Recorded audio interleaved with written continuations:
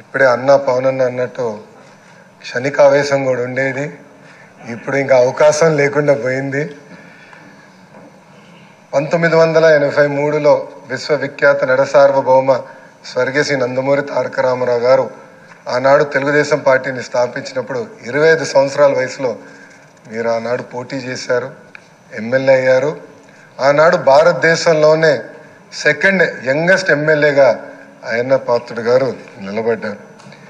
25 సంవత్సరాల వయసులో మీరు మంత్రిగా కూడా అయ్యారు. 7 సార్లు శాసనసభ్యుడిగా, ఒకసారి ఎంపీగా కూడా మీరు ఉన్నారు. 7 సార్లు ఒకే నియోజకవర్గం, నర్సీపట్నం నియోజకవర్గం ఏ అదృష్టం చేసుకుందో నాకు తెలియదు, కానీ 7 సార్లు కూడా నర్సీపట్నం నియోజకవర్గం ఎమ్మెల్యేగా మీరు నిలబడ్డారు. 16 సంవత్సరాలు మీరు మంత్రిగా చేశారు. చూస్తే టెక్నికల్ ఎడ్యుకేషన్ కానీ 3 సార్లు R&B, forest, environment, science and technology, Panchayati Raj గ్రామీణాభివృద్ధి శాఖ మంత్రిగా కూడా మీరు చేశారు. ఈ హౌస్లో ఎవరికి తక్కన ఒక అదృష్టం నాకు దక్కింది.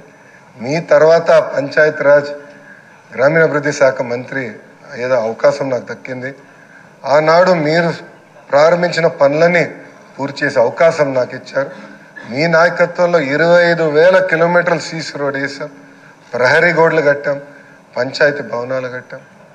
గ్రామాలు కూడా ఆనాడు యుద్ధ ప్రాతిపదికంగా తాగునీటి పథకాలు కూడా కలిసి ఏర్పాటు చేశారు. అంతేకాకుండా నాకు ఎప్పుడు సలహాలు కావాలన్నా, సూచనలు కావాలని మీకు ఫోన్ చేసేవాడిని, మిమ్మల్ని అడిగి తెలుసుకునేవాడిని. ఆనాడు పంచాయతీరాజ్ గ్రామీణాభివృద్ధి శాఖ మంత్రిగా నేను ఇన్ని పనులు చేయగలనంటే దాని వెనకాల మీరున్నారని ప్రజలందరూ కూడా తెలియజేస్తున్నాను. ఇంతేకాకుండా పెద్దలు గౌరవ ముఖ్యమంత్రి గారు చెప్పినట్లు ఆనాడు ఉత్తరాంధ్ర సుజల సవంతి ఇరిగేషన్ కోసం కూడా మీరు పెద్ద ఎత్తున పోరాడారు. నాకు బాగా గుర్తు, తెలుగుదేశం పార్టీ విశాఖపట్నంలో మహానాడు ఏర్పాటు చేసుకుంటే ఎట్టి పరిస్థితుల్లో అనౌన్స్ చేయాలి అని పట్టుబట్టారు. ఆనాడు కూడా గౌరవ ముఖ్యమంత్రి గారు కూడా అనౌన్స్ చేశారు. అంతేకాకుండా పార్టీలో కూడా పాలిట్ బ్యూరో సభ్యుడిగా, సీనియర్ నాయకుడిగా నాకు ఎప్పుడూ ఒక గైడెన్స్ ఇస్తానే ఉన్నారు. ఒకే పార్టీ, ఒకే జెండా, ప్రజలే ఎజెండాగా మీరు ముందరికెళ్ళిన వ్యక్తి. గత 5 సంవత్సరాలు మీరు కూడా ప్రభుత్వం చేతిలో ఒక బాధితులు. 23 కేసులు మీ పైన కూడా బంపర్ ఆఫర్ మీ పైన కూడా పెట్టారు. మీ పైన కూడా నిర్భయ కేసు పెడతాం కానివ్వండి, అని చేస్తాం, చాలా బాధాకరం. ఆనాడు కావాలని ఇల్లు ఇల్లీగల్గా ఉందని కోర్టు కూల్చొద్దు అని చెప్పినా కూడా అతి ఉత్సాహంతో అధికారుల్ని, పోలీస్ సోదరులను పంపించి మీ ఇల్లు పైన కూడా దాడి చేశారు, కుటుంబం పైన దాడి చేశారు. మీ భార్య కానీ 2 అబ్బాయిలు కూడా బాధితులై ప్రభుత్వం చేతులు. ఆనాడు నేను నర్సీపట్నంకు వెళ్ళాను, కుటుంబాన్ని కలిసినప్పుడు వాళ్ళని ఒకటే అడిగాను, ఇక్కడికి మీరు ఎందుకు వచ్చారు?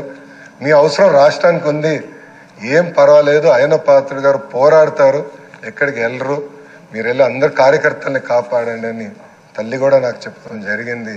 నేను అది ఎప్పుడూ మరవలేను. రాజకీయాలు చూసి పెరిగిన వ్యక్తి. ఒకప్పుడు శాసనసభ జరుగుతుందంటే రాత్రి 2-3 వరకు కూడా జరిగేది. ముఖ్యమంత్రి గారు, ప్రతిపక్ష నేత హోరాహోరీగా చర్చలు చేశారు. యువకులుగా మేమందరం చూసేవాళ్ళు. ఉందాతనంగా సభ జరిగేది. ఎవరన్నా స్పీడ్గా మాట్లాడినా 2వ రోజు సభకొచ్చి కొంచెం స్పీడ్గా మాట్లాడడం, క్షమించండి అని కూడా కోరిన రోజులు అందరం చూసాం. కానీ గత 5 సంవత్సరాలు అన్నీ లేకుండా పోయినాయి. ప్రజలు కూడా ఒక మాటలో చెప్పాలంటే శాసనసభని అసహించుకునే పరిస్థితి వచ్చింది. ఇది చాలా చాలా బాధాకరం. ఇక్కడ చాలామంది మొదటిసారి శాసనసభ్యులు ఉన్నారు. మీ నాయకత్వంలో నేర్చుకునేదానికి మేము ఈ హౌస్కి వచ్చాం. సభ సాంప్రదాయాలు ఏంటి, ఎలా ముందలు తీసుకెళ్ళనేది మీరు మమ్మల్ని అందరినీ గైడ్ చేయండి. యంగ్స్టర్స్గా గతంలో ఎట్లయితే సభ జరిగేదో, పెద్దలు ఎలా ఈ సభని నిర్వహించారో నేర్చుకోవాలన్న ఆలోచనతో మేమందరం ఇక్కడికి వచ్చాం. మీ ప్రోత్సాహం ఎప్పుడు మాకు ఉండాలని మిమ్మల్ని అందరినీ, అధ్యక్ష వారిని నేను కోరుతున్నాను. అంతేకాకుండా మాకు నాయకత్వం అందించండి, లీడర్షిప్ ఇవ్వండి.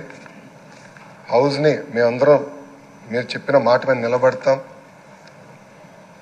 గౌరవ ముఖ్యమంత్రి గారు మన మంత్రులు కలిసినప్పుడు మాకు చెప్పారు,